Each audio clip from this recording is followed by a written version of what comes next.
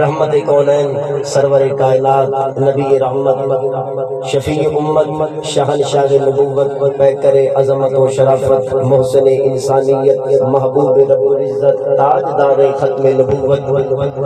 صلی اللہ تعالی علیہ وآلہ وصحابہ وبارک وسلم نے ارشاد فرمایا: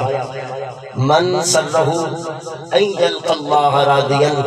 فلیکثر من الصلاۃ علیہ۔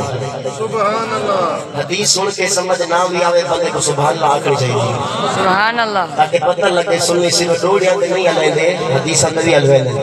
سبحان اللہ۔ میرے کریم نبی صلی اللہ تعالی علیہ وآلہ وسلم نے ارشاد فرمایا: جیڑا بندہ این چیز دی خواہش رکھیں دے کہ این قیامت ہوئے، اللہ تعالیٰ دی بارگاہ چ دنیا حاضر بیٹھی دی ہوئے، اللہ اپنے بندیاں نال ملاقات کیا کرے دا ہوئے، اوے جیڑا بندہ چاہندے کہ میرے ہوتے میرا اللہ راضی ہوئے، تے رسول پاک صلی اللہ علیہ وسلم فرمائے ان بندے کو چاہیے فلیکثر من الصلاۃ علیہ، بس دنیا تے میری ذات دے کثرت نال درود تو پڑھ تے اللہ نال مل سے اللہ تیرے تے راضی ہو سی۔